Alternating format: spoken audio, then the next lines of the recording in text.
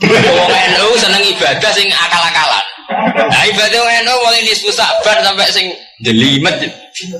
Kula niku lho jujur mawon iki. Wong paling bingung wong alim sing jelas nampang nyangkut ibadah. Sampai nak ngaji muin, kaya apa muin ngeritik sholat nisfu Sa'ban nggih mboten? Nggih mboten. Sementara kita sebagai NU di tradisi sholat nisfu Sa'ban.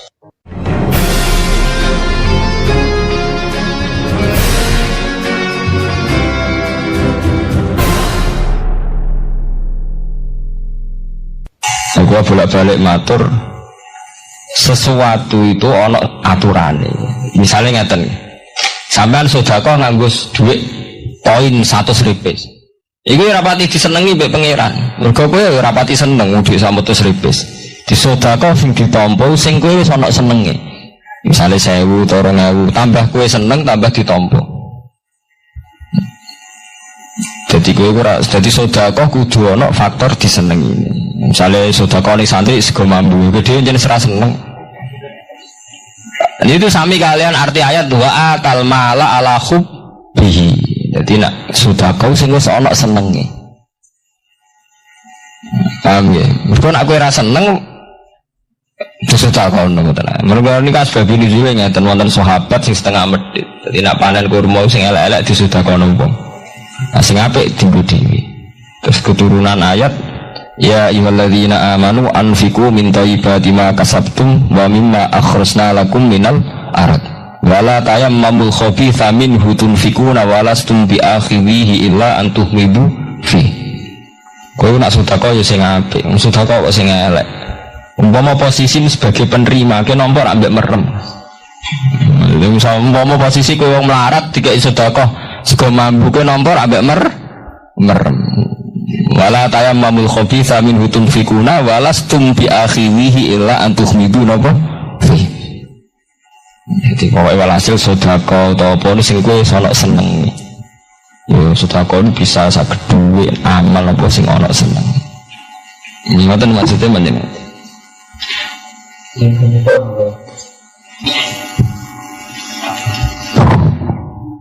Langsung telu ngono. Cuk. Dapat warna-warna mesti ujube to. Misalnya ngeten lho, contoh gampang. Kula badhe haji. Terus pede, mergo al-hajjul mabrur ra salahu jazaa'un illa nak kajiku mabrur ya swarga. Tapi urusane untuk swarga kan ngenteni sifat mabrur. Ya artinya kan paling gak kita arep-arep swarga ngenteni bener-bener haji kita napa? Kurang ngerasa mabrur tok aku sujud yo. Dia betul. Lha kan sami to nggih. Semua janjine Allah tenggene manusa mesti dibarengi sifat. Arti cara saniki kriteria. Misalnya al-hajjul mabrur laisa lahu jazaa'un illal. Ra nyebut mabrur. Berarti ketika ki arep swarga, berarti ki kan GR wujud kaji mabrur. Padahal dereng mesti napa? Mabrur. Salat nggih ngoten, nek wong nglakoni salat ngene-ngene iku diganjar ngene. Tapi urusane untuk menjadi itu ana syaratnya iku qataflahul mukminun, ana sifate alladzina hum fi salatihim khashi'un. Sekali ndak khashi'un mlebune ya fawaidul lil musallin alladzina hum fi salatihim. Jadi masalah utama kita itu sing paling enak mboten ngoten. Mun nang ngadil kula, paling enak misalnya ngeten. Haji mabrur walasane suwar. Tapi ndak sampean eling Allah. Ya Allah, kula jenengan takdir haji. Ya ampun. Sampean itu enggak wajib loh ya, arep-arep pahala itu kan sesuatu yang tidak wajib. Allah sendiri yang janji. Ya terserah Allah. Kita sendiri kan enggak wajib melakukan apa? Arep-arep. Kan gak ono ning Quran kuwi kudu arep-arep kan mboten ana. Sing ono perintah ki sing ikhlas. Mulane ngendikane sing aran Wahab Zakaria Al-Ansari, kenapa muni lillahi ta'ala itu tidak wajib jadi syariat. Usolli fardhu zuhri lillahi ta'ala, usolli fardhu maghribi lillahi. Karena kata usolli, saya sholat itu kalau nggak diakhiri lillahi ta'ala rawan ujub. Ini mau gue berniat kan udah. Jadi usolli fardhu zuhri ben wong niat.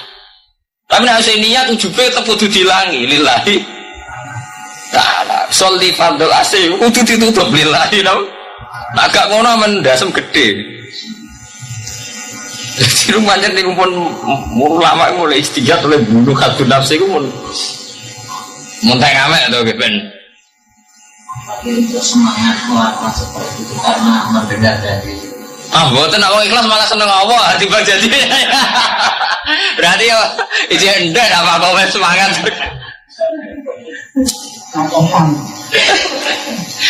Lah nek sampean semangat krono janji-janji iku monggo nek rame-rame ngoten.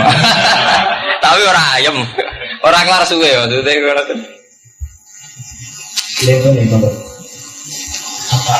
Bagi saya nak nyuwun itu. Tapi bayang none husnul khotimah itu ampun kok terus mlebu swarga utawi itu khotimah itu kan Nabi nyebut mangkana akhiru kalami la ilaha illallah napa jadi husnul khotimah itu akhir hayat kita itu menyatu iman kalian Allah Subhanahu wa taala. Iman kana akhiru kalami la ilaha illallah dakhalal jannah. Sebab itu temuin nak wonten keterangan ngeten iki. Di misalnya tiang badhe mati wis kelar-kelar mun muni Allah itu jangan sampai diajak ngomong yang lain pemenang kan tanda tangan sertifikat mergo nak sampai dikon ngomong liya itu nanti kata Allah tidak akhiru kalamihi berarti kata Allah tidak sebagai akhir kalami. Jadi misalnya ngeten pemenang kiai tong juga be mati baru ini Allah terus diling Pak pasti pondok warisnya sinten Pak. Dan misalnya akhirnya nyebut Zaid, berarti akhirnya kalamisi kan Zaid, ora sida Allah. Dong sugih. Pak, montor ke sawah sing bagian kidul. Kali ini bagian sinten, Pak? Anak iku bagiane Amar. Berarti akhirnya kan gak Allah kata-katane. Amar. Sebab itu husnul khotimah itu ngendikane muin diakali, disiasati. Nah, seorang sing sakarat wis muni Allah iku lereni. Akhiri semua pembicaraan dunia ben akhirul alamihi napa? Allah. Jadi husnul khotimah artinya akhir pungkasannya. Sudah akhir pungkasannya begini kok. Mangkana akhirul alamihi napa? La ilaha illallah dakhalal jannah. Terang ngomong ke mon terakhir masalah ini gua bid'ah niku pokoke nerangno bid'ah ku repot. Mergo nek nerangno tenanan kaya wong alim terus sing bener Muhammadiyah. Wong NU seneng ibadah sing akal-akalan. Nah ibadah wong NU mulai nisfu sabar sampai sing jelimet. Kulo niku lho jujur mawon iki. Wong paling bingung wong alim sing jelas nampak nyangkut ibadah. Sampe nak ngaji muin kaya apa muin ngritik salat nisfu sabar nggih mboten. Nggih mboten. Sementara kita sebagai NU di tradisi salat nisfu sabar. Sampai anak ngaji muin wah kaya apa ngritike kitab itu iku ning perilaku salat 10 Muharram wah entek amek. Wah hadis dzalika maudhu'atun entek amek. Tapi kita duwe komunitas di jamaah sing prilakune. Wonten nerangno bid'ah ku soalnya sensitif.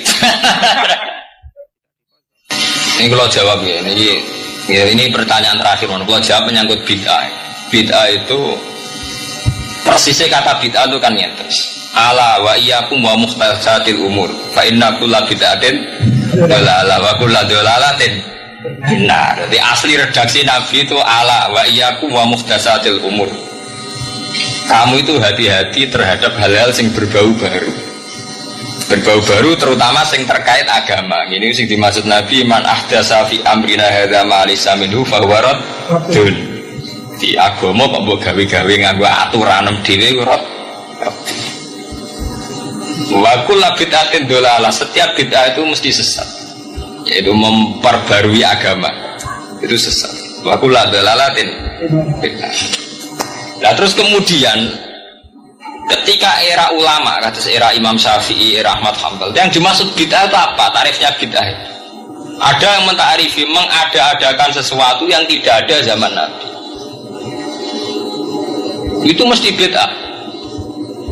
Tapi kan sesuatu itu kalah mbek fakta. Misalnya mbek fakta ngeten. Zaman Nabi ku wong ngaji ora nganggo muin, ora nganggo wahab. Zaman Nabi ku wong perang nganggo pedang. Apa saiki ya perang nganggo pedang senajan musuh nganggo pistol. Mergo zaman Nabi nganggone apa? Pedang. Kita di satu era sing nak ngaji nganggo pulpen, nganggo kitab. Apa zaman Nabi ngaji nganggo jalalain? Sebab itu takrif mengadakan sesuatu yang tidak ada zaman Nabi ditambahi mengadakan sesuatu yang tidak ada zaman Nabi dan sesuatu tidak Islami. Sebab itu terus dibalik.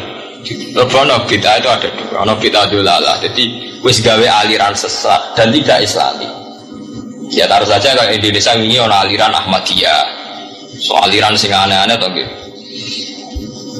Ada bid'ah hasanah. Bid'ah hasanah itu lama dulu kabeh nyontono kayak madrasah. Sistem madrasah itu kan enggak dikenal zaman ulama unas salaf. Tapi dipakai mulai periode Imam Haroman, Imam Juwaini, Imam Ghazali itu ada madrasah. Dan terus bid'ah itu berkembang terus. Nak sampean takok bid'ah, masa toriko ki bid'ah zaman Nabi ora ono wong dijak grudak-gruduk wiridan ning Pangdam, lapangan Pangdam Barawijaya. Istighosa kubra ning lapangan iki bid'ah kabeh. Apa tahu Nabi wiridan ning lapangan? Ora usah salat isu Sa'ban apa ae tak ora ono to nggih zaman Nabi. Jadi masalah utama kita nih ikhlas kalian buat sholat Yesus sabar misalnya selama diakhiri dengan lillahi ta'ala kan sholat itu khairun maudu'un fa'aksir awakillah sholat pokoknya apik cek gue buat ake-ake cek gue sidik pantangannya sholat ngomong waktu 5 kan fil awqat al-makruha itu barasar barsubuh zawalus samsi di luar itu mesti baik jadi sholat yang mesti haram nu asar nganti suruh bar subuh nganti tulus samsi karo pas subuh seringe pas zawal ini istiwa selain itu baik lah kemudian nah ini sing jadi masalah kemudian ono amalan-amalan sing menunjuk waktu misalnya sholat nisfu Sa'ban sholat tasua sholat asyura tapi itu hakikatnya kan hanya penamaan saat kita sholat kan tetap lillahi ta'ala tuh misalnya usolli rok'ataini nisfa Sa'ban tetap nopo lillahi ta'ala. Jadi menurut saya itu tidak masalah. Sing masalah itu ketika nanti kaifiyah sholat orang kaya zaman Nabi. Mulane nggih nyuwun sewu nggih. Tiang-tiang NU sing alim niku gedeng Muhammadiyah perkara tarawih kan tidak masalah jumlah 8 sebetulnya. Protes kenapa patang rakaat gak dipisah sampai tahiyat. Iya betul. Kiai-kiai ngalime lho nggih. Kan ndak nyoal jumlah 8 nih. Lho nek salah jumlah kan bebas to iki. Ulama ijma salat 3 rakaat yo ibadah, 4 rakaat yo ibadah, 6 rakaat nggih. Lho nggih mboten. Fair mawon lho. Kan harus 20 kan untuk menjadi ibadah. Untuk menjadi ibadah lho. Untuk dikatakan tarawih harus 20, tapi untuk menjadi ibadah salat sunat mosok kudu 20. Lho beda ta nggih untuk dikatakan tarawih mbok Pak Pri keberatan ora. Untuk dikatakan ibadah, sholat itu durung 20 rakaat atau bebas? Untuk dikatakan ibadah, bebas kan? Taman sholat 2 rakaat ibadah, 4 rakaat ibadah, 6 rakaat ibadah. Wong as-sholat khairun mawdu'un fa'aktsir aw aqil lah dewe Nabi kan. Cuma kan wonten masalah sing ki NU rapati sering ki NU sing alim mboten masalah wolu niku. Kan wonten tradisi 4 rakaat sak salaman. Dulu yang mereka ada sering napa? 4 rakaat sak salaman. Karena itu tidak ada zaman Nabi. Godawi Nabi as-sholatu masna sholat itu trennya kali. Bahkan sing 4 rakaatnya mesti dipisah mbek tahiyat. Tidak ada sholat 4 rakaat gendeng itu enggak ada. Sholat itu mesti loro-loro. As-sholatu masna. Bahkan yang 4 rakaatnya mesti dipisah mbek tahiyat. Tapi untuk orang pulau orang hadisnya Pak Pri. Nabi malah ning riwayat 8 to. Riwayat lho nggih. Wong tarawih mulai Sayyidina jadi nak sholat itu bebas. Untuk dikatakan sholat itu yang penting 2 rakaat atau 4 rakaat dipisah sampai tahiyat. Jadi nak bid'ah aku repot, nerang bid'ah itu kayak kabeh bid'ah zaman akhir ngaji nganggo mik ya bid'ah. Mulane Mbak Misbah Bangilan oleh nak ripi bid'ah kakean ngaji mik ya haram. Oh, boy bid'ah, tik ya bid'ah. Lah nak cara kiye mun kiye kaya kula baralah gak PhD porno agak bid'ah. Agak pornografi. Lah masalah iki napa teknologi mbok ngaji ya kena, mbok pornografi ya kan kena. Wong alat ono ae. Mikan ngoten to, buka joget ya kena, buka pidato ya kan. Nah, miki go dangdutan ya kena, go adzan ya kan. Lah nek Misbah nak review ekstrim bid'ah. Adzan lah nggo mik yo tetep bid'ah. Repot ya nak ngoten iki kakan bid'ah. Mulane wonten tiyang sing rapati cocok iki nak nggih guyonan. Nak ngoten bid'ah sedanten Pak, nyekel dhuwit bid'ah nabi ra nyekel dhuwit. Nabi zaman dhisik dinar to. Masalah bid'ah iku kabeh bid'ah, pancen erane ben enten. Ana abirene Pak Jaran, saiki ben Pak Jaran. Anane sakniki mobil. Misalnya di rusunan Nabi mangan kurma, untukmu lidas tenan. Jawa. Nah, menurut bid'ah mangan beras bid'ah, Nabi dari kur.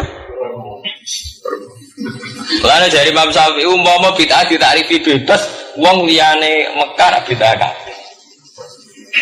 Mulane wonten pertanyaan ya, dan jubah ini sunat tau. Rata-rata ulama usul fikih darani gak sunat.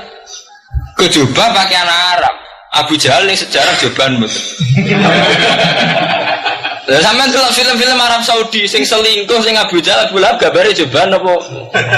Masa Abu Jahal pepen akal terus preman celananan jin kaosan ketat. Indonesia malah apik jelas.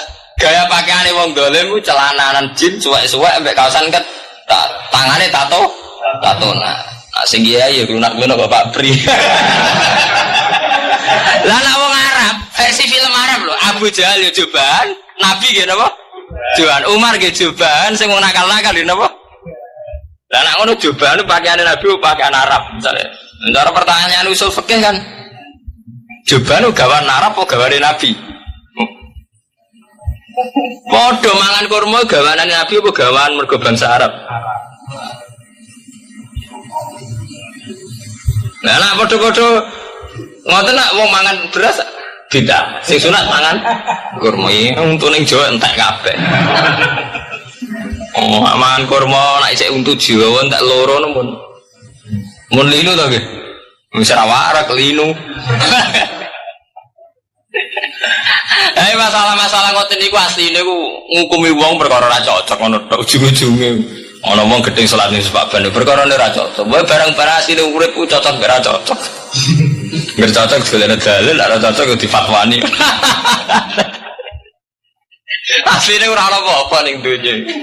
Mulane jare sing aran burda kan walantara min waliyin wa muntasiri bihi wa min adwin wa ana mun fasimi ujung-ujunge wong nak seneng ya bela, nak gedeng ya ora bela. Urip ora karo-karuan. Enak ya kelas niku aman. Jadi ngoten nggih, penamaan itu hanya penamaan isu Saban Tasura. Ibadah darahnya namanya sholat itu ya baik. Lah eling pangeran dia apik. Misale istighosah kubro ning lapangan Pangdam. Ya bid'ah enggak, zaman Nabi tidak ada. Tapi masa eling pangeran kok elek. Sing elek panitiane biasanya. Rata-rata elek namanya nyangkut panitia nih. Biasanya ngoten kan order king pejabat tertentu koordinasi massa. Nah jamaah ben ikhlas, tumpakno truk nyatane sing jamaah eling mbek nangis kok. Panitiane ora pati nangis. Mergo kan ana target politik to.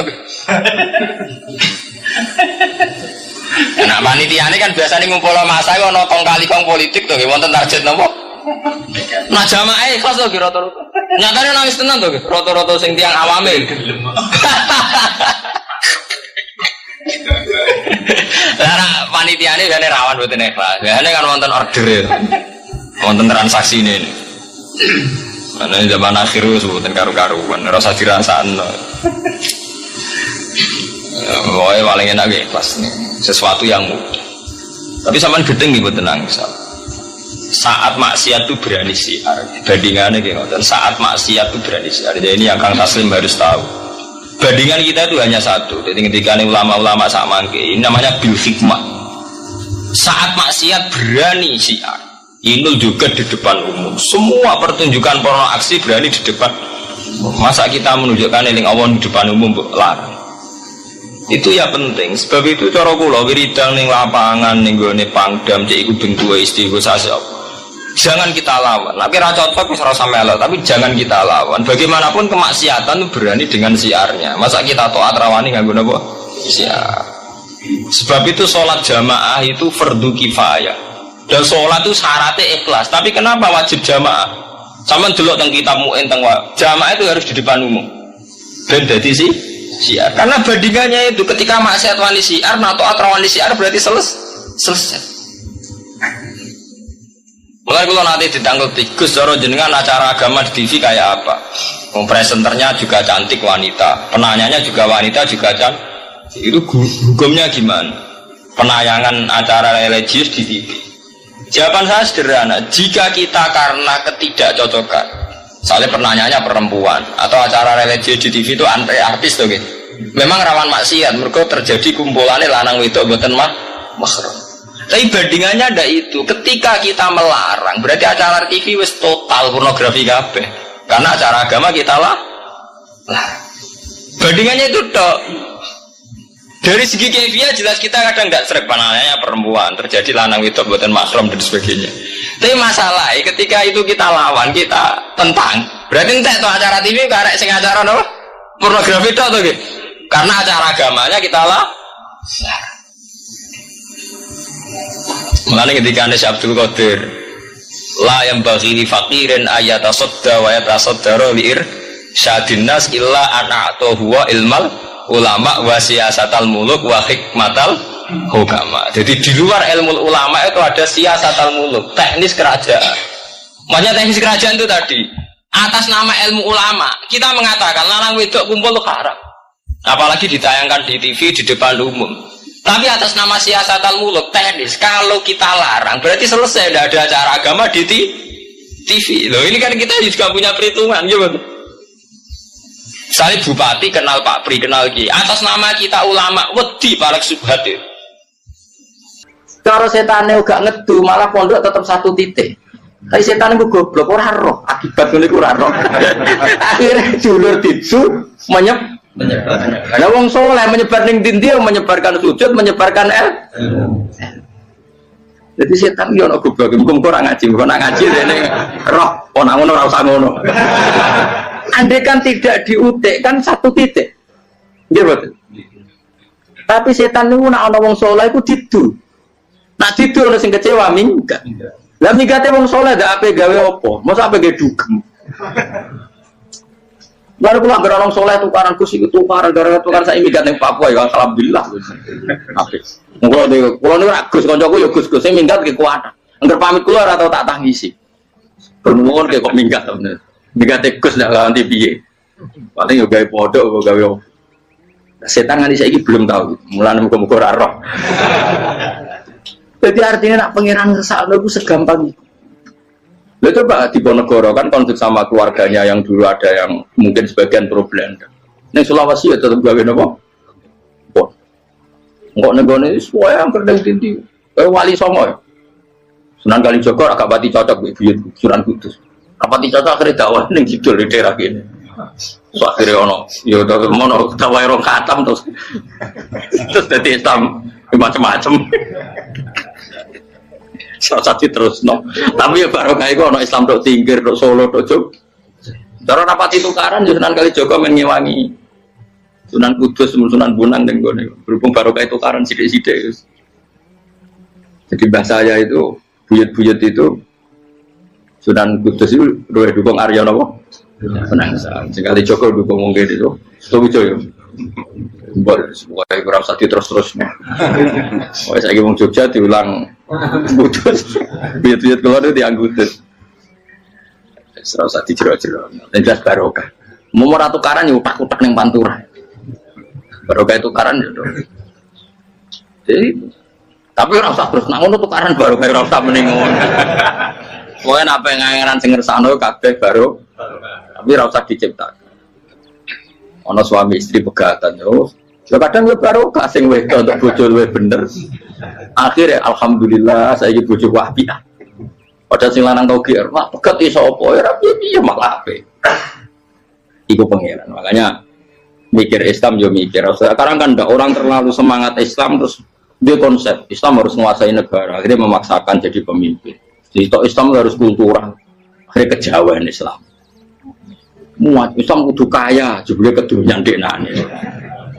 Islam kudu fikih, bebas hisab, kefikiran akhirnya buruh Cina. Justru kakean konsep wis mari kuat. Lah ya ana sing wah Islam kudu sugih, nek sugih ben kuat. Jebule bareng sugih kedu. Ana sing milih fikir ae ben tambah hisab, kefikiran Islam buruh Cina. Islam harus merebut negara supaya ada konsep khilafah. Pas ngerebute wis ngafir-ngafir wong akeh. Pas prosesnya wis dadekno perkara. Islam harus kultural juga main-main gong wae malah sindenan terus. Kasih do dakwah mergo kakean apa? Kultural ora usah dikonsep wis ben mlaku. Pangeran dhewe sing ngatur Islam. Kayak apa agama ini pernah ditinggal orang-orang terbaik? Mulai para sahabat tabiin sampai wali songo, nyatanya tetap itu nunjukna agama ini diurusi Allah Subhanahu wa taala. Kenapa khidmah wae? Kayak saya yang mengkhidmati Islam.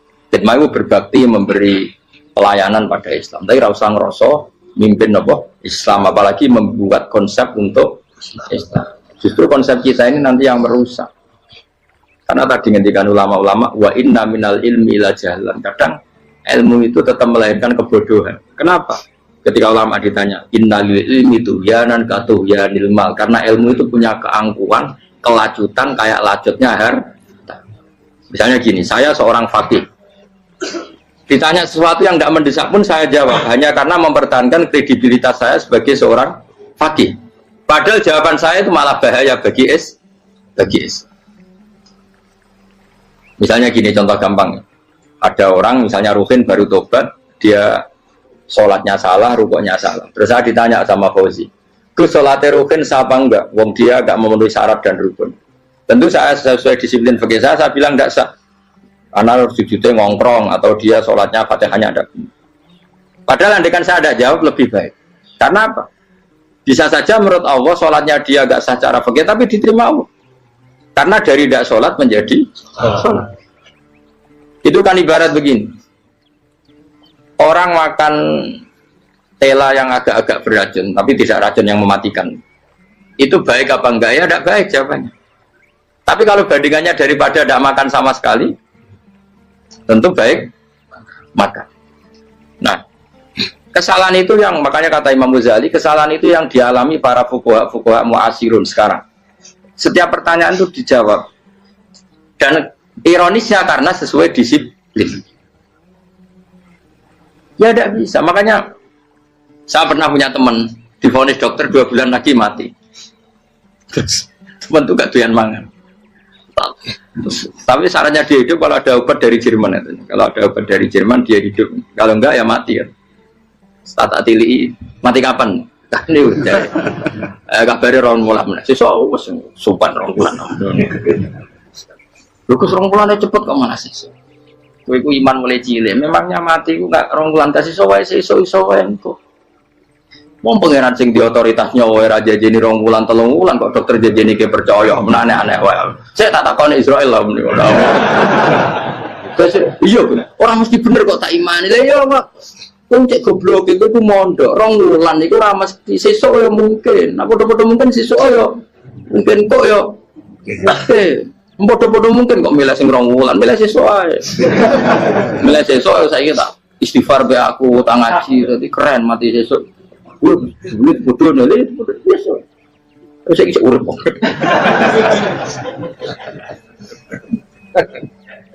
Ya karena tadi sesuatu yang enggak otoritasnya itu kita ini kan jadi orang aneh. Agama mulai dulu mengajarkan kita beribadahlah kepada Allah seakan-akan kamu mati besok. Nak kowe santri tenan tanpa diancam mati 2 bulan iku nek ibadah kok mati sesuk 2 bulan ku kesuwe. Lho kula nganti saiki perasaan kula nggih urip sedina. Mulane kula dhuwit 200.000 cara kula nggih kathah. Urip nganti sesuk dhuwit 200.000 ya aki ya. Ana wong butuh dhuwit akeh mergo nyongkone urip suwi. Terus kula agar lan kula ora pati seneng derajat, sesuk mati kok di derajat bareng sesuk. Ya kita mangka anak tamu tuh.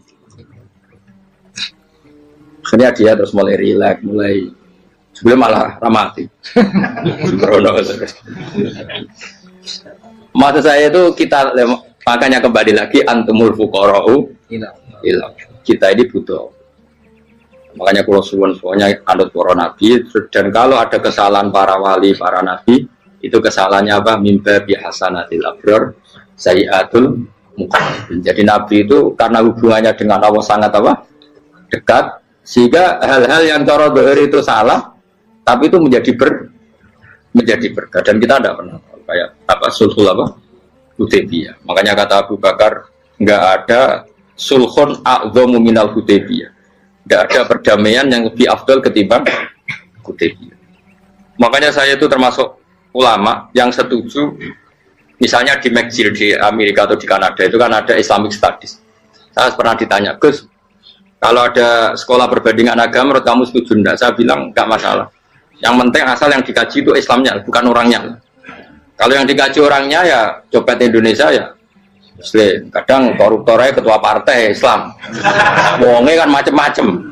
Yang dikaji Islamnya loh, asal yang dikaji Islamnya. Jangan orangnya. Orangnya bulet-bulet. Wah, juara lah no. Juara. Karena pikiran saya niru Hudaybiyah. Ketika Islam didiskusikan secara masif, tetap yang unggul itu Islam. Makanya Rasulullah minta, tidak apa-apa, semua perkara saya setujui, cuma jangan larang orang mendiskusikan Islam. Artinya di Mekah, di Darun Nadwa, di pojok-pojok kampung, di perapatan-perapatan orang tanya, sebetulnya Muhammad itu maunya apa? Mereka ada yang bilang, ya Muhammad kepingin wong nyembah pangeran. Pangeran itu apa sih gaya langit bumi? Akhirnya sih itu, iya, pangeran di pantas sih gaya langit bumi. Pangeran ulah tahu saya apa-apaanan. Soalnya yang mulai cerita, iya aku tahu nyembah pas dua luar.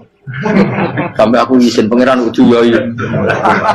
Soalnya yang cerita mana, aku tahu pas nyembah pas tangannya copok. Waktu cerita kenaifan pangeran itu. Ya gara-gara boleh dulu nggak boleh dilarang oleh negara. Dari itu pinterin Nabi ya. Mau aku jaluk orang boleh mendiskusikan. Karena kalau didiskusikan pasti ja'al haqqu wa zahaqal. Mohon kalau terus nanya. Inna wa yusmi'u may yasha wa ma anta bimusma'in man fil kubur. Alam tarono ta ora ngerti sira ta alam tekse ora ngerti sira ana wa ing satuna wa ta'ala iku anzala nurono sapa Allah minas sama'i sanging langit. Awan nurono ma'an ing banyu. Fa akhrajna mongko ngetokno sapa ingsun fi tetep ing dalam dawa akhirna iltifatun ta iltifat. Iltifat itu pindah anil ghaibati sanging dhamir ghaib. Mestine kan fa akhraja, tapi dadi napa? Fa akhrajna. Harusnya kan Allah menurunkan hujan dari langit, kemudian Allah mengeluarkan beberapa buah. Tapi diganti apa? Fa'akhirnya. Kemudian kita Allah maksudnya. Kami Allah menurunkan bihi sebab anane mak samarot dan yang biro-biro buah. Mukhtalifan ingkang warna-warna apa alwanuha biro-biro warnane samarot. Maksudnya Allah ingin menunjukkan kekuasaan. Sekarang orang sama-sama dari sperma. Ada yang kafir, ada yang mukmin, ada yang keriting, ono sing bangir, ono sing elek. Anggap aja kayak buah. Buah itu dari tanah yang sama, dari air yang sama. Kemudian melahirkan buah yang beda. Memangnya misalnya buah sing kecut ya ning bumi Indonesia. Pikirnya ditanduri pelem manis ya ning bumi Indonesia. Mestinya kan kalau buminya sama kan nak kecut kabeh, nak manis. Tapi ternyata enggak. Allah bikin buah yang macam-macam rasanya, macam-macam warnanya dari tanah yang satu, dari air yang satu. Itu kenapa gitu ya? Saking kudratnya Allah, saking kekuasaan Allah. Mustalifan kali warna-warna apa alwanu ya berapa warnane samarot kafdoro kaya dene ijo. Wa ahmarolan abang wa asfarolan asfar. Asfar itu agak kekuningan. Wa irial lan yane kabeh. Wa minal jibali lan iku setengah saking berapa gunung judadun uti berapa dalan. Delala Allah masih ada gunung sing tak tahu diambah manusa ya. Delala ada desain alam yang paling layak ada ya selalu ada yang layak dilewati jam wujuda tori kontek sedalan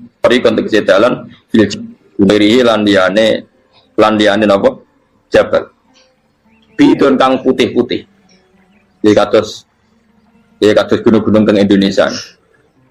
Nah didelok wajo kemudian ada jalan mesti nyelirit ketok putih wa khumrun lan ana sing kemerah-merah ron ke kuning-kuningan ya mukhtalifun ingkang beda-beda alwanuha apa pola warnane judat fil jibal bisidati ana sing terjal waduk filan ana sing propos. Yes, kaya gunung-gunung itu kan ono sing apa cengkramane ku enak berarti sidah ono sing nopo dari tanah sing nopo kropos wakara bi busut lan pira-pira watu kemloso piye kuna manane kemloso watu besar sudun kang ireng-ireng atfun ala judat suhur nek pira-pira watu syadidatu sawati kang banget ireng. Artinya gini loh, intinya misalnya bumi itu dari apa kita tidak pernah tahu. Kalaupun tahu, kita tidak bisa mengendalikan. Nyatanya bumi warnanya macam-macam, buah-buahan ya macam-macam. Itu nunjukno kabeh iku kudrahe Allah Subhanahu wa taala. Yuqalu den ucapno kaceran kang akeh aswadu tur banget banget ireng ya, hirbibun wa qalilun hirbib aswad.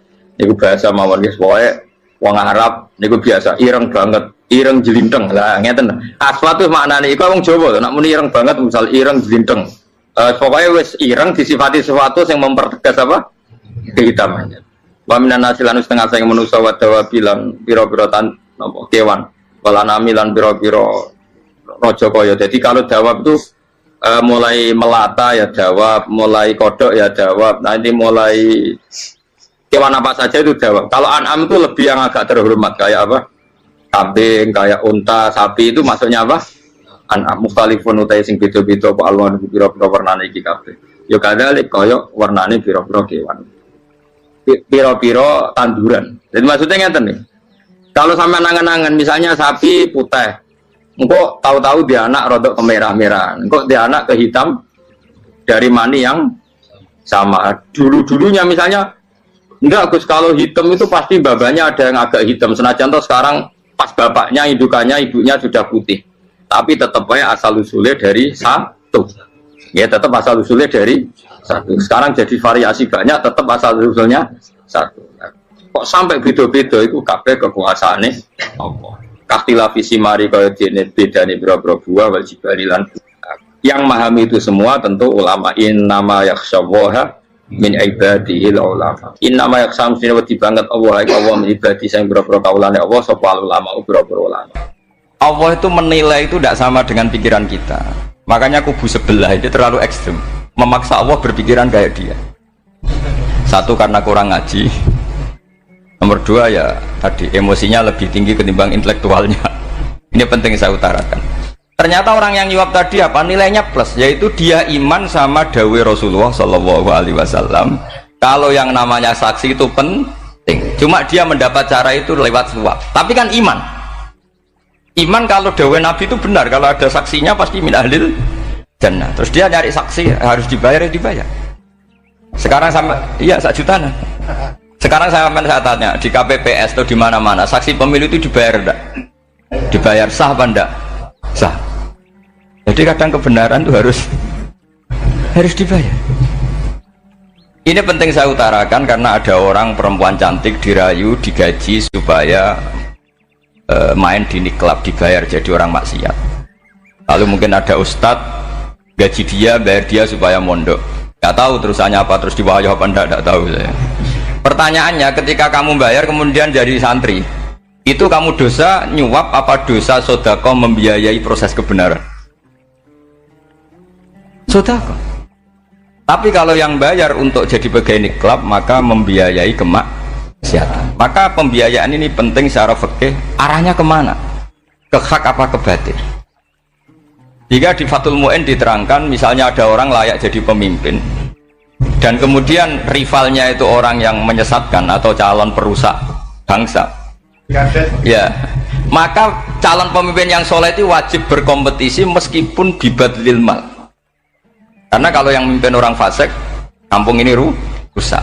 Kalau yang memimpin orang soleh, kalau nggak bayar juga nggak jadi, maka wajib bayar. Lah yang soleh bayar ini berstatus sedekah, tapi yang batil ini berstatus suap. Kenapa demikian? Karena yang namanya riswah atau ada yang baca ruswah adalah pembayaran untuk mengehakkan barang batil dan membatilkan barang hak. Sementara pembiayaan orang soleh adalah untuk memperkuat hak. Nah orang tuh nggak tahu, yang ngajinya tidak hatam-hatam tuh taunya pokoknya ar-rosi wal murtasi benar. Tapi nggak pernah mikir lalu definisi riswah atau ruswah itu apa? Ini bukan provokasi supaya semua calon bupati gubernur nyuap enggak, hanya nyuruh mereka sodako saja. Jadi kalau nggak jadi, tapi sodako betul ya, kalau nggak jadi ya tetap ikhlas. Ngomong dari awal memang sodako. Lah soal gremeng ya bawaan manusia gitu ya. Ya nggak apa-apa, kami tetap gremeng. Ini penting saya utarakan, makanya menurut saya itu bangga dengan Pak Hamid karena sepupu mbah saya itu karena alimnya. Meskipun banyak orang mensifati beliau wali dan memang wali betul, tapi saya tetap menstatuskan beliau orang alim yang dari kelaziman alim itu beliau wali. Jangan dibalik, wali dulu baru alim. Karena dalam beliau orang lasem dan kaidah di lasem itu fakullu alimin waliyullah walaysa kullu waliyillah. aliman. Jadi kalau kaidah di daerah Jawa Tengah itu semua orang alim pasti wali, tapi kalau wali tidak mesti alim. Sehingga kalau menstatuskan alim itu keren. Kalau di Jawa Tengah status alim itu keren. Dan soal keramat yang kaitannya dengan Mbah Mun itu masyhur itu dulu ketika Mbah Hamid santai-santai sama Pak D. Taifur sama keluarga lah. Beliau mau istirahat, kemudian yang datang Kiai Maimun, Mbah Mun zaman itu masih dipanggil Gus. Apa pur, ada Pak Taifur di situ. Kata Pak D. Taifur, kalau manggil Pak D itu Gus Mun. Dan itu Mbah Hamid ngendikan rojulun alimun, ada Pak Taifur, orang lelaki yang alim yang wali. Di beliau muji Mbah Mun juga alimun dulu, rojulun alimun wali. Ini penting saya utarakan karena kesanatan keilmuan beliau jelas dari beberapa keluarga di Lasem. Karena di daerah Fakhriyah itu yang tempat lahirnya Pak Hamid juga lahirnya mbah saya. Itu mbah-mbahnya sudah orang alim, termasuk Kiai Sidik Jember itu juga lahirnya di kawasan pondoknya Pak Hamid Fakhriyah. Dan Kiai Sidik punya anak yang namanya Ahmad Sidik yang jadi apa? Rois Am yang sekarang ada Gus Wirjon macam-macam, itu semuanya juga keluarga Lasem. Nah, saya cerita keluarga ini penting bukan karena tafakhur atau tabai, bukan, karena Allah itu membuat satu tradisi besar memang lewat dzurriyyah. Sehingga Allah ngendikan misalnya ulaikal ladzina an'ama Allahu 'alaihim minan nabiyyin min dzurriyyati Adam wa mimman hamalna ma'nuh wa min dzurriyyati Ibrahim wa Israila wa mimman hadaina wastabaina. Karena tanpa dzurriyyah itu enggak ada tradisi, enggak ada kultur. Misalnya saya menjadi hafal Quran dulu, bapak saya itu tiap zaman Pak Hamid masih sugeng, yang semaan di sini itu pasti bapak saya, namanya Kiai Haji Nur Salim. Kadang diajak baca Quran di kamarnya Kiai Hamid. Karena kalau bapak saya itu mantu ponaan sama Pak Hamid. Itu dulu bapak saya memotivasi saya supaya hafal Quran itu gini, kowe kudu hafal Quran. Nak kowe hafal Quran, iku kepaten obor. Kok anak merapal luwe duwe alasan. Jadi kalau ada Gus tidak alim itu mesti salah bapaknya. Karena kalau bapaknya bisa baca Wahab, anaknya mau baca Primbon tuh malu. Tapi kalau bapaknya sudah bacanya WA, anaknya jadi Primbon. Era cucu sudah dukun. Era cucu sudah kayak Dimas Kanjeng, nanti itu pasti itu. Karena nggak ada rasa malunya. Tapi kalau bapaknya alim, baca Wahab misalnya, juga Qanaah, anaknya juga itu figurnya. Cucunya juga gitu figurnya, makanya disebut dzurriyyatam ba'duha min ba'd. Ini penting. Dulu Mbah Mun itu sering ngijazahi saya, itu persis ijazahnya bapak, ijazahnya Mbah Hamid. Kalau punya amplop itu ya dibeda-bedakan, ini amplop dari tamu, ini dari pejabat, ini dari orang fakir. Hingga penggunaannya juga sesuai itu, tidak serampangan. Karena dianggap amanat, kalau kita salah tasarruf maka menjadi hisab. Kalau sekarang nggak salah dikumpulkan. Orang desa salam template wadol pitik kuru wedhus kuru ambek guse tuku HP seri terbaru itu kan kasihan ya. Padahal sing salam template itu ibunya kerja di Malaysia, mungkin gelantungan ngecat tembok di Malaysia, hasil salam template digugus tuku HP terbaru itu kan nggak imbang. Nah tuku tasbih kan sumbut. Ini bukan nyindir tapi ngamuk jadi ini penting karena semuanya itu ada hisabnya. Walatus alunna yauma idzin anin naim. Karena tradisi ini harus kita teruskan ala qadril istithaq. Karena itu nanti yang mengawal ilmu. Kemudian termasuk tradisi mengakui santri goblok, ini penting. Itu enggak ada santri sebarokah santri goblok. Makanya dulu Mbah Mun, Mbah Hamid, Kiai alim itu kalau sama santri goblok ya tidak benci. Enggak kayak sekarang semua orang bikin sekolah unggulan. Sekolah unggulan itu kritik saya hanya memproduksi orang-orang yang nantinya mendapat. Kalau kamu punya santri hafal Quran, nanti hadiahnya umroh, tanglanya umroh, santri pinter hadiahnya beasiswa. Tapi hubungannya sama negara itu mendapat. Sementara santri yang goblok hidup di pedalaman Kalimantan, karena di sana belum ada masjid, bikin masjid.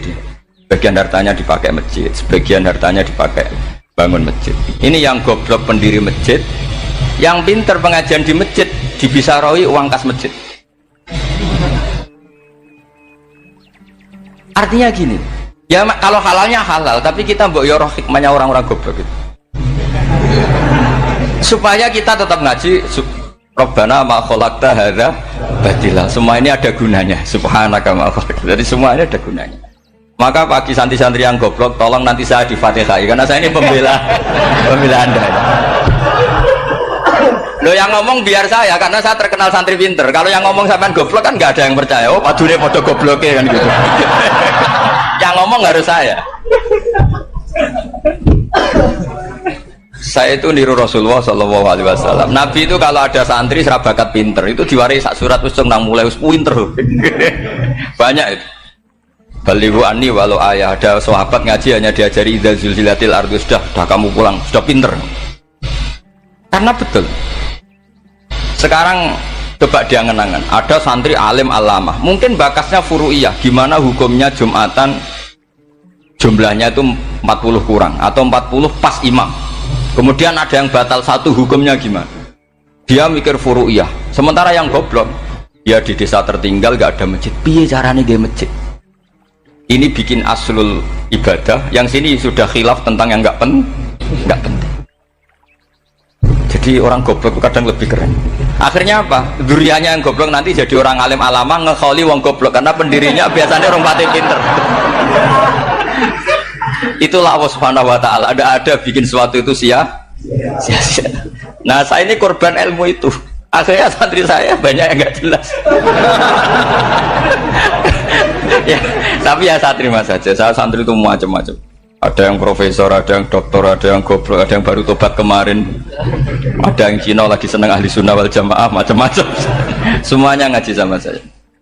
Karena saya tetap berkeyakinan Rabbana ma khalaqta hadza batil. Ini penting saya utarakan karena khazanah kita ini jangan digerus oleh orang yang tidak bertanggung jawab.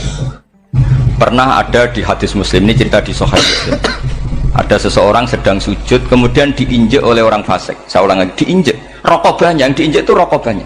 Lehernya itu diinjek sama orang fasik. Kemudian si yang sujud tadi bersumpah, wallahi la yaghfiru wallahu lak. Demi Allah, Allah tidak akan mengampuni kamu. Itu Allah kemudian mewahyukan sama Nabi di zamannya. Wahyunya adalah, manggalladzi yata'alla alayya alla aghfira li fulan laqad ghafartu dzunuba wa ahbattu amalak. Siapa yang mencantut namaku dengan menstatuskan saya tidak bisa memberi maaf, sungguh orang itu saya maafkan, dan yang ahli ibadah amalnya tak cabut semua, tak hapus semua. Karena Allah tuh nggak boleh distatuskan sesuai keinginan kita. Kita sedang soleh terus mengatakan orang lain tidak soleh, Allah tidak akan ngampuni. Ngampuni tidak, itu wilayahnya Allah, dan Allah yaf'alu ma yasha, dan Allah berkali-kali memaklumatkan dirinya yaghfiru liman yasha wa yu'adzibu man yasha. Tapi ini kubu sebelah nyifati Allah hanya wa yu'adzibu, kubu sebelah kan gitu. Tidak pernah kalau Allah disifati yaghfir.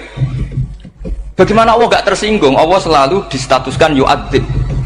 Kira-kira kalau Allah kan gini, saya ini bisa u'adzib, bisa aghfir, kenapa status saya tinggal yu'adzib? Ini ngaji di mana? Khatam enggak gitu kan gitu. Makanya resikonya ahli sunnah itu masyhur tuh Pak Hamid Pasuruan, tamu macam-macam diterima. Ketika orang benci Golkar itu ada tamu dari Golkar juga diterima. Ketika orang nggak mau diberi hadiah oleh orang Golkar, Pak Hamid ya diterima. Bilang ke bapak, mengaku lomo wae nur, duit engkau ana gunane dhewe.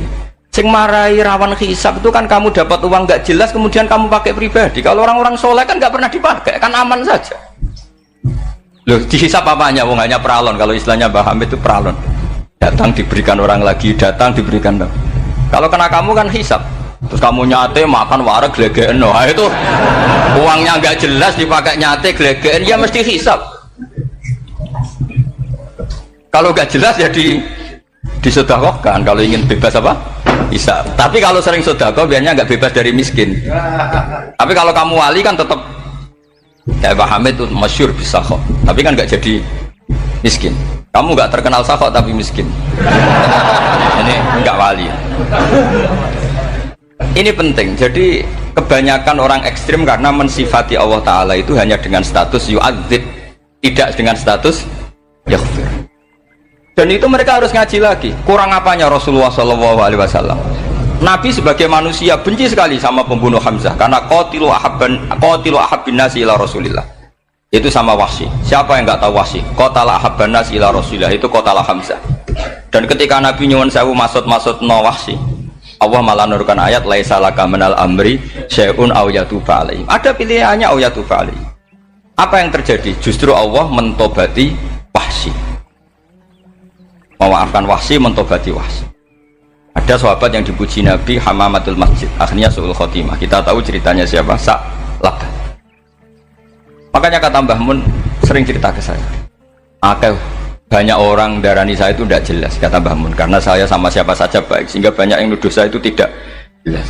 Kata beliau, ulama paling jelas ya saya ini, karena masih orisinil, kata beliau. Tapi pakai bahasa Jawa, karena tadi Mbak Idris bilang ada yang MA ya, Mbak, Madura asli tadi, makanya saya terpaksa bahasa Indonesia tadi. Kata Mbah Mun, ulama paling jelas ya saya. Karena saya menyikapi siapa saja baik, karena di hati saya hanya membaca laisa laka minal amri syai'un aw yatuka alaihim aw yu'adzibah. Kenapa kamu vonis si buruk? Bisa saja nanti baik. Yang sedang baik bisa saja nanti bu.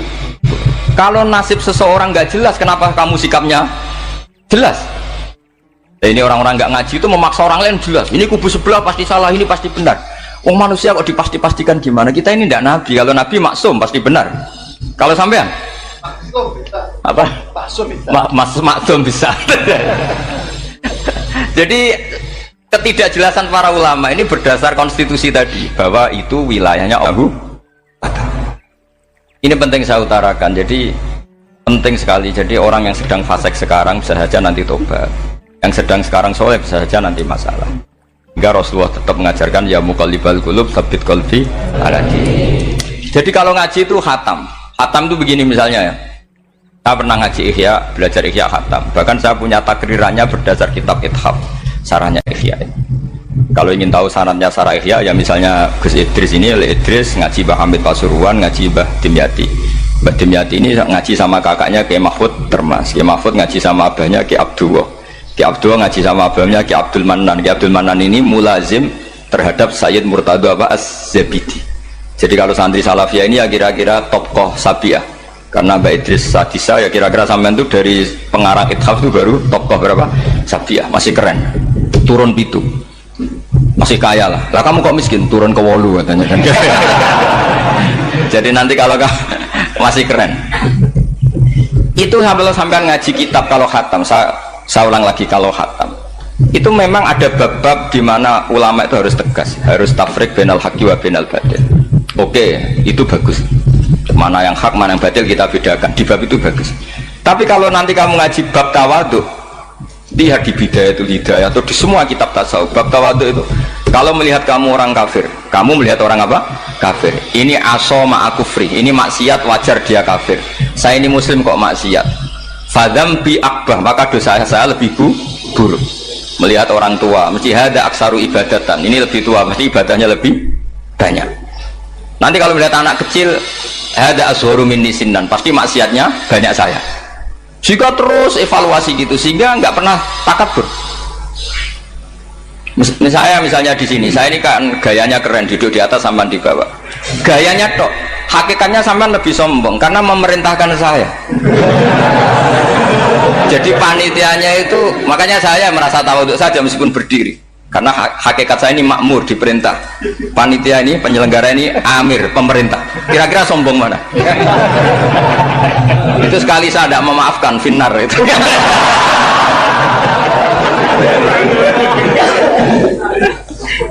Tapi insya Allah tak maafkan, Pak. Iya masih insya Allah. Jadi ini penting. Jadi mbok ya orang-orang yang ekstrim itu mikir keinginan Rasulullah SAW itu umatnya meninggal dalam keadaan baik. Makanya benar tadi notulen tadi, kalau doa, kalau ingin mandi itu memang harus ada jadabnya. Tapi yang asli loh ya, jangan gaya-gayanan. Ya asli betul, yang nggak khilaf memang asli. Itu ada seorang wali doa di depan Nabi itu begini, ya Allah saya harus jadi orang soleh. Allah diharuskan itu kan nggak sopan ya. Ya Allah saya ini harus jadi orang soleh. Kenapa? Sekali saya soleh maka surroh habibu, yang senang kekasihmu. Sekali saya fasik maka yang senang musuhmu, yaitu iblis. Tinggal jenengan milih mana, nyenangkan kekasihmu apa nyenangkan musuhmu. Akhirnya dapat aku ya sudah soleh aja, soleh ini kok doa kok neror orang ini. Kira-kira gitu. Jadi ya Allah saya harus jadi orang soleh. Kalau saya jadi orang soleh surroh habibuk, yang senang kekasihmu. Kalau saya jadi orang fasik yang senang musuhmu. Sedangkan tinggal milih saja, menyenangkan kekasihmu apa menyenangkan musuhmu. Kira-kira Allah senang mana? Senang menyenangkan. Wah itu doa paling mustajab. Tapi syaratnya harus anti bikolbin dan dari ijazah nggak mandi, itu ijazah nggak mandi. Maka ini tidak saya ijazahkan. Nanti kalau kamu ngalami isak sendiri, ngalami wujdi sendiri, terus ngalami itu insya Allah makbul. Ini mau gaya-gayaan kopi paste nggak diterima itu. Jadi wali-wali dulu itu kalau berdoa itu sederhana, tapi dari hati yang paling dalam. Makanya Nabi Musa itu terkenal, orang paling seenaknya sendiri dan Nabi Musa hubungannya dengan Allah. Tapi sama Allah dimaafkan karena orisinil, tidak bikin-bikin. Rasulullah juga itu, kalau sudah marah itu doanya gitu. Cuma celakanya ditiru Nira Warisman dulu itu. Nabi itu ketika perang Badar itu jelas kalah, nggak mungkin menang, sudah jelas kalah. Nabi hanya 313, orang kafir 1000 dengan perlengkapan apa? Sudah lengkap semua. Setelah perang dilihat itu jelas kalah. Seri awal yang memang kalah betul. Doanya Nabi apa? Allahumma intuhlik hadil isobah lam tu'bad ba'dal ya. Mohon Gusti silahkan bikin kalah, tapi ra ono sing roh najenan pangeran. Mohon lairan jenengan dadi pangeran, ra ono sing roh. Enggak ada ibadah. Intuhlik hadil isobah lam tu'bad ba'dal ya. Kalau engkau menghancurkan kelompok saya ini, jenengan sebagai Tuhan tidak ada yang nyembah lagi. Karena yang nyembah tinggal kelompok kita. Tapi yang ngendikan Nabi, kalau kamu niru tidak bisa. Gak bisa kamu doa, ya Allah saya ini santri salafiyah, kalau saya bodoh menjadi presiden buruk terhadap alumni salafiyah. Gak apa-apa sekali-kali doa gitu. Tapi kata Allah lainnya masih banyak.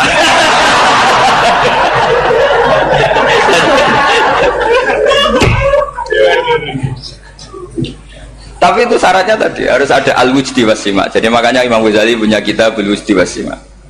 Karena ada masrob, ada syarab. Jadi wali ngikuti para nabi itu ada masrob, ada syarab.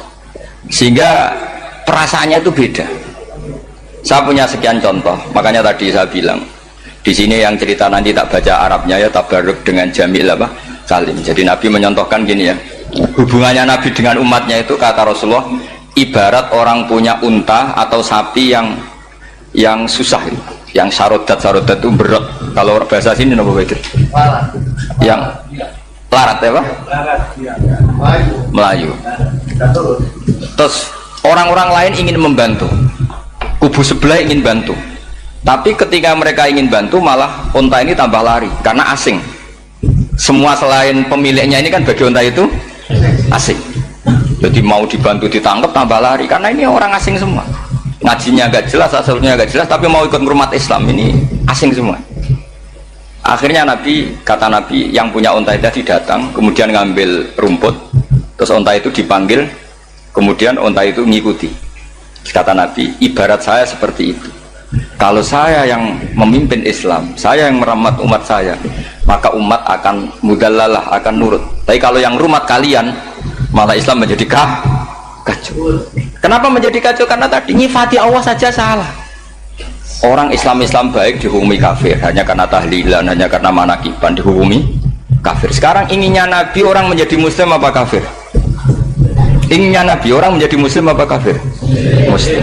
Lalu gara-gara melakukan perilaku tertentu dihukumi kafir. Iya, Jara Wali Songo musyrik, nyekel patok musyrik. Katanya minta sama mayit. Padahal saya andekan jadi mayit itu dijaroi sampean nggak seneng. Nggak senengnya karena ya kadang murid itu jari gurunya ya kurang ajar. Masa gurunya dibilang gini, ya Allah, ingkana musinan fazid fi ihsani, wa ingkana musian fatajawas anhu. Kata gurunya, sholat tenan darani ingkana. Makanya saya tidak suka zaman ziarah ke saya. Kecuali doanya ditasakan dulu ke saya. Makanya nggak boleh ziarah itu pada Nabi, bisa murtad kan? Coba itu baca di depan Nabi, murtad gak? Ya Allah kali ini baik maka gini, kalau buruk masa Nabi baiknya ingkana. Lah orang-orang yang menyerang kita kan itu gak ada zaman sahabat doa seperti itu. Ya mesti gak ada, mana mungkin sahabat baca itu di depan Nabi. Masa Nabi didoain ya Allah kalau dia baik maka fazid, maka kalau dia buruk ya gak mungkin. Lah mereka nyerang kita itu gak ada dalam sejarah sahabat. Ya sahabat kok nahlilin Nabi itu gak nabi mau didoain maghfir lahu. Kan ngenyak kanjeng Nabi jadi ngono ifirlahu. Ya mesti saja sahabat gak akan tahlilan yang kabudut itu Rasulullah, bahkan diistilahkan kabudut saja salah, intaqala ila rafiqil ala. Nah kalau sampai harus ditahlili, kalau enggak yang rokok betul. Amalnya pas-pasan, dosanya berkelanjutan. Kondak di mana? Punya tanah warisan yang hasil ngerebut milik orang lain. Kamu sudah mati, dipakai anak cucumu. Ini berkelanjutan nggak dosanya? Berkelanjutan, berseri-seri. Mereka kalau nyerang kita kan sahabat tidak melakukan itu untuk Nabi, ya nggak mungkin lah sahabat mendoakan itu pada Nabi, kan nggak mungkin. Coba kalau kamu jadi mayit, terus kamu gurunya, terus ada murid kamu bilang Allahumma in kana musinat fazid fi isani wa in kana musian fatajawaz anhu. Mesti kalau kamu bisa bangun, bangun. Ya Allah, cong meyakini saya soleh itu masih ingkana. Kalau guru saya soleh, maka kalau guru saya buruk, maka itu kan taklek namanya, Pak. Itu kan kurang ajar. Loh, saya tidak pernah doa gitu di depan Pak Hamid Basuran, tidak pernah. Saya kalau doakan bangun ya tidak pernah gitu. Allahumma ali darajati fil jannah gitu. Saya nggak pernah, ingkana nggak pernah. Karena andekan itu saya juga sama kok. Cuma kalau ada orang doa di bangun gitu ya karena orang lain ya tak biarin. Tapi saya tidak bilang amin, ya biarin aja sudah. Tapi kalau santri sarang nggak usah lah doa ya apa? Ingkana kok. Masa meyakini solehnya gurunya kok nunggu apa? Enggak. Ini bukan ijazah, ini marah ini. Jadi pelurusan ini. Saya ulang lagi, ngaji itu harus khatam. Pentingnya khatam tadi, kalau di bab tafrik bainal haqqi wa bainal batin, seakan-akan kubu sebelah ini benar karena tegas. Tapi kitab itu tidak hanya bab itu, juga ada bab tawadhu. Di bab tawadhu itu, misalnya kita melihat orang kafir, ini wajar maksiat kan dia kafir. Masa saya mukmin maksiat? Dan ini kafir bisa saja nanti husnul khotimah, saya muslim bisa saja su'ul khotimah. Sehingga tetap tawadhu. Melihat yang lebih sepuh ini aksaru ibadatan minni. Melihat yang kecil asghar berarti aqallu maksiatan minni, sehingga melihatnya itu tawadhu. Jadi kalau di bab tawadhu semuanya orang itu mungkin. Nah di sini Rasulullah SAW mengajarkan ketika malaikat Jabal bilang Muhammad, orang yang mendustakan kamu saya tungkepi gunung biar mati semua. Kata Rasulullah, saya berharap keluar dari tubuh mereka min aslabihim, dari keturunan mereka orang-orang sing mukmin. Sudah karuan kafir saja Nabi tidak berhenti berharap. Jangan-jangan nanti keturunannya mukmin, dan itu betul. Kita tahu Abu Lahab punya anak Darroh itu mukminah, Abu Jahal punya anak Ikrimah juga mukmin. Dulu Walid bin Mughirah musuh besarnya Rasulullah punya anak Khalid bin Walid. Sekarang orang-orang yang abangan nggak hafal Quran, kadang anaknya hafal Quran lewat program PTPQ, kadang yang hafal Quran malah anaknya nggak hafal. Makanya kalau pas wisuda sampai bingung. Gurunya itu sampai nangis. Kenapa nangis? Ini anaknya orang nggak hafal Quran tapi sudah hafal, saya gurunya tidak hafal kata. Lah kenapa bisa jadi hafid? Karena guru sewaan kata. Itu banyak sekali. Ini penting saya utarakan supaya ekstremitas itu berkurang. Logika-logika yang dibangun ulama itu ngikuti riwayat. Agama itu ngikuti riwayat, bukan sekedar akal. Saya punya contoh ketika kitab Ihya menutup kitabnya, yaitu Imam Ghazali. Itu ada dua orang, ini di akhir kitab Rojak dan dipakai nutup kitab Ihya sebagai rojaknya Imam Ghazali. Ada dua orang min ahli nar dipanggil sama Allah. Ini sekaligus ijazah, kali ini ijazah betul. Yang dipanggil ke surga itu masih muqayyad dan biangkalil jahim, masih muqayyad, masih dibelenggu sama atribut neraka. Terus sama Allah ditanya, piye jong kabarin rokok? Wah syarra makanan, Gusti mun rokok jenengan takokno sekarang ra enak aja. Terus kata Allah, ya sudah kamu kembali ke sana karena kamu memang orang fasik. Itu lari semangat mau ke neraka. Ini ijazah, semangat disuruh kembali ke neraka itu semangat lari. Allah tanya, loh Jong kenapa kamu semangat? Ya Allah, saya ini sudah kapok. Dulu ketika di dunia kamu perintah, engkau perintah, saya tidak semangat. Maka kali ini jenengan perintah saya semangat. Karena saya sudah kapok. Setiap engkau perintah saya ada lari semangat ke neraka. Nah barokahnya semangat masuk neraka ini, kata Allah, ya sudah kamu di surga saja. Maka ijazah nanti kalau ada pengumuman silahkan masuk neraka, kamu harus lari sekencang-kencang. Karena itu perintah Allah, apa? Yang ketika kita di dunia kalau diperintah males-malesan. Kalau kamu diperintah sholat subuh jamaah kan males-malesan. Dan itu menjadi kita masuk neraka. Sebagai kafarah itu ya Allah, karena ini perintah engkau, saya tidak males-malesan lagi. Wes ngembaliin rokok, lari semangat. Allah akhirnya harus dimaafkan. Panggil lagi, sudah di surga saja. Barokahnya semangat masuk neraka. Nah, ini ijazah ini. Ya diterima ya. Kok enggak semangat terima ya.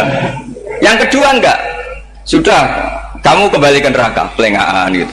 Enggak semangat. Allah dilihat terus enggak semangat. Kenapa kamu toleh? Ya Allah, saya tidak pernah ngira ketika engkau manggil saya ke surga, kemudian engkau kembalikan lagi ke neraka. Ya sudah, di surga saja, barokahnya husnudzon. Jadi ini ijazah, kamu milih dua itu, milih yang mana terserah. Artinya apa? Logika kamu itu tidak mesti masuk apa yang dilakukan oleh Allah Subhanahu wa Ta'ala. Itu logika kamu kan tidak masuk, tapi Allah yaf'alu ma yasha. Ini penting saya utarakan. Nah, tapi orang-orang ekstrim itu maunya nyifati Allah dengan status yu'adzib, yantakim, jabbar, qahar. Sifatnya Allah Ta'ala itu 99. Kenapa apa kamu hanya satu? Jadi tetap saja menghadapi fenomena seperti ini tetap laisa laka minal amri syai'un aw yatuba alaihim aw yu'adzib. Sehingga setahu saya Mbah Mun, Mbah Hamid Pasuruan, guru-guru kita, habaib yang alim-alim itu melihat tamu macam-macam ya dilayani semua. Karena ini ngadepi fenomena sosial yang semuanya tidak jelas. Kalau nggak jelas apa? Ya kita bisanya berharap, karena afdolul ibadah itu intidharul farad. Kalau belum Islam sekarang kita harapkan nanti. Kalau bapaknya enggak kita harapkan anaknya. Kalau anaknya belum kita harapkan cucunya. Karena agama ini limangka nayarjuwo hawal yaumal akhir. Agama ini bagi yang terus berpengharapan, bukan bagi yang putus asa. Ini penting saya utarakan. Jadi apalagi Allah sudah punya rencana tadi, yang goblok-goblok di pedalaman Dayak bikin masjid, yang pinter-pinter ramen lomba untuk sangu, untuk umroh. Kira-kira memberi sama mendapat pahalanya keren mana? Memberi. Tapi tidak usah jadi goblok tidak usah direncanakan, sudah terjadi. Jadi makanya saya bela karena sudah terjadi gitu. Tapi tidak usah direncanakan. Nanti terus wah goblok aja cara Gus Bak gak apa-apa ndak.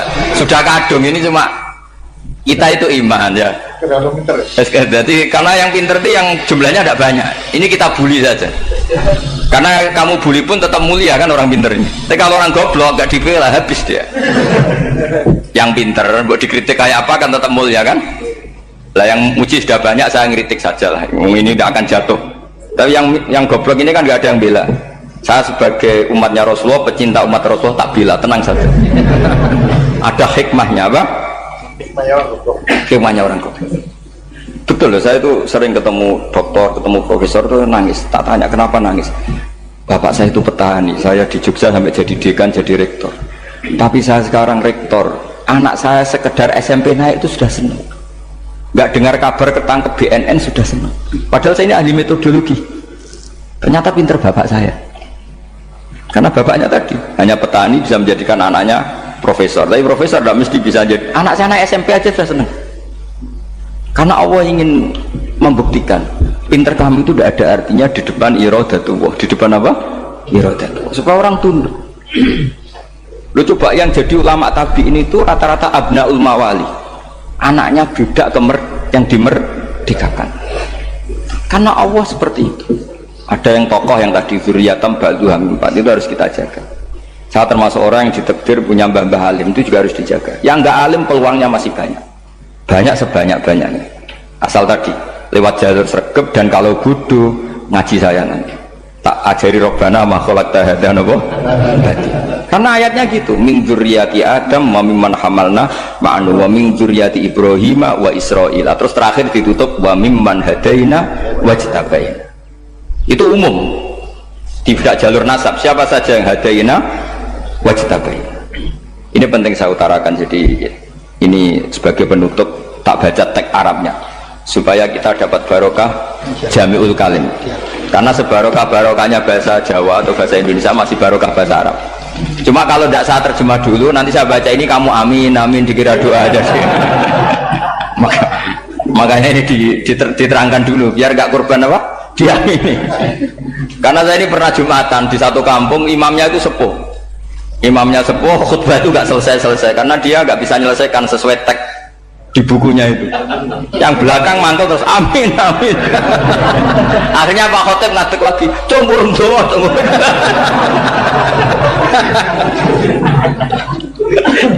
Ya ini masih teks Arab, yang belakang sudah apa? Amin kan. Ya saya baca. Disimak. Bismillahirrahmanirrahim. Wa ruwiya anna Arabiyan ja'ahu yatlubu minhu syai'an fa'atahu. Tsumma qala ahsantu ilaika. Dikasih sesuatu ya tadi saya contohkan, misalnya dikasih hanya 10.000. Qala al-Arabiyullah wala ajmalta, kamu ya belum berbuat baik. faghadibal muslimun wa qamu ilaihi. Orang-orang Islam marah besar karena Nabi dikomentari la ajmalka, kamu tidak orang baik. Fa asyara ilaihim an kuffu, kata Nabi jangan kamu pukulin. Kalau di Madura sudah tuntas tuh kena celurit itu kalau. Sumakoma kalau di MA tadi ya, di Madura asli tadi ya. Sudah tuntas. Sumakoma wa dakhala manzilahu. Setelah itu terus arsala ilahi sallallahu alaihi wasallam wa zadahu syai'an. Kemudian Nabi menyuruh dia, ayo masuk rumah terus ditambahi. Faqala ahsantu ilaika qala na'am fajazakallahu min ahlin wa asyiratin khairan. Setelah ditambah banyak sama Nabi, saya sudah baik sama kamu. Wah, baik kalau sekarang baik. Itu mengatakan baik karena ditambah uang loh. Bukan karena dari nuraninya, karena ditambah uang, ditambah duit. Amplopane ditambahin. Faqala lahu Nabiyyu sallallahu alaihi wasallam, innaka qulta ma qulta wa fi nafsi ashabi min dzalika syai'un. Fa in ahbabta faqul baina aydihim ma qultu baik. Ma qulta baina yadayya hatta yadhaba ma fi sadrihim alaika. Kamu tadi ngomong dan menjadikan sahabat saya tersinggung. Coba sekarang klarifikasi supaya mereka clear apa? Itu menunjukkan klarifikasi itu termasuk wataknya Rasulullah Shallallahu Alaihi Wasallam. Tadi kamu menyinggung saya di depan umum, maka sekarang kamu muji saya juga harus di depan umum supaya clear, supaya mereka tidak punya perasaan macam-macam. Sudah akhirnya qala na'am falamma kana al-ghadu awil asyu ja'a faqala sallallahu alaihi wasallam inna hadzal arabiyya qala ma qala fazidnahu fazama'nahu radiya kadzalik qala na'am fajazakallahu min ahlin wa asyiratin khairan. Terus faqala Nabi sallallahu alaihi wasallam, ini penting ya bagi semua dai, bagi semua ustaz, masali wa masalu hada masalu rajulin lahu naqatun saraddat alaihi fattaba'an nasu atau fa'atba'an nasu falam yaziduha illa nufuran fanadahum sahibuha khallu baini wa baina naqati fa inni arfaqu biha minkum. Jadi namanya unta, sapi atau kuda itu lebih terbiasa sama pemiliknya sama orang lain, sama pemiliknya. Kalau orang lain ikut mantu ketika berat malah tambahlah lari. Sama kiai sama umat tuh, kalau kiai kan punya syafaqah sama umat, maka inginnya umatnya dimaafkan. Tapi kalau kubu sebelah inginnya mengkafirkan, mendosakan, membid'ahkan, nah, itu bisa diharap nggak umat mau kembali, malah lari. Makanya saya pernah ngalami ini serius. Ada orang tukang ngafir-ngafir nawang NU gitu. Di majlis, satu majlis dengan saya. Singkat cerita semua NU pinter. Waya jamaah duhur itu waya sholat. Ayo jamaah, aku gak sholat. Kenapa? Kafir sholat bareng. Gak wajib mengkafir sholat. Tidak usah kafir, sholat saja. Mereka itu kan omongannya ta'arud, mengkafirkan kita tapi mewajibkan kita sholat. Sholat wajib gak bagi orang kafir? Gak wajib. Berani gak mereka mengatakan yang dikafirkan gak perlu sholat karena sudah kafir? Berani gak kira-kira? Gak berani. Jadi omongan mereka itu paradoks semua karena memang gak pernah ngaji. Gak pernah apa? Gak pernah ngaji. Ngajinya betul-betul. Gak pernah khatam tadi. Ya, jadi kata Rasulullah, fa inni arfaqu biha minkum wa a'lamu fatawajjalaha baina yadiha fa akhadalaha minkum mil ardi faradda hatta ja'at wastanakhat wa shadda 'alaiha rahlaha wastawa 'alaiha wa inni law taraktukum kaqaulihi. Terus ya sudah seperti itu. Faradda hatta ja'at wa shadda 'alaiha rahlaha wastawa 'alaiha wa inni law taraktukum. Terus itu walhasil itu terusannya hadis itu, kalau saya membiarkan dia dengan keyakinannya tadi mengkritik saya dan dia mati maka dakholan.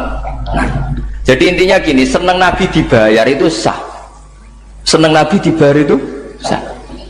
Senang Nabi dibayar itu sah. Jadi ya kalau ada maulid terus kiainya ngasih makan-makan terus menjadi senang Nabi karena ada Bukharinya, itu juga sah. Ono zaitune sah. Terus kiainya senang karena untuk amplop juga sah. Jadi ini sudah ini sama-sama sah. Karena untuk kebaikan selalu sah.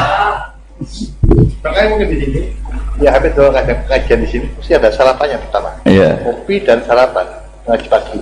Iya. Jadi orang datang ingin sarapan tidak apa-apa. Tidak apa-apa, sah itu. Sayyid Muhammad juga gitu, kalau ada orang ngaji dikasih uang juga sah.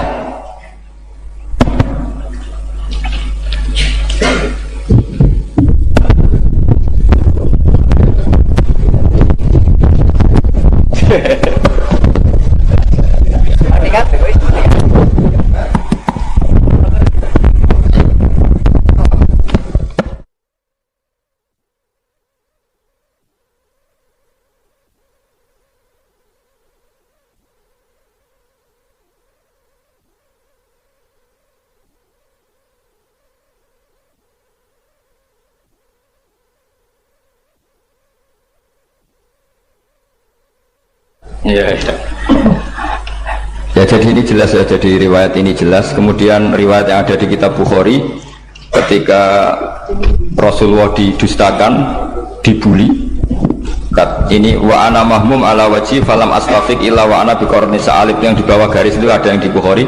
Farafatu rasi fa idzan ana bi sahabatin qad adallatni fa nadartu fa idzan fiha jibril fa nadani fa qala inna wa qad sami'a qawla qaumika laka wa maraddu 'alaika wa qad basa ilaika malakal jibal lita'muruhu bima syi'ta fihim fa nadani malakul jibal fa sallama alayhi thumma qala ya Muhammad fa qala dzalik bima syi'ta in syi'ta an utbiqa alim al-akhsaban fa qala Nabi sallallahu alaihi wasallam bal arju ayyukhrijahu min aslabihim may ya'budu wa wahdahu la yusyriku bihi syai'an. Jadi Nabi menghadapi yang sedang kafir saja enggak putus asa, bisa saja mereka nanti melahirkan anak-anak yang Islam.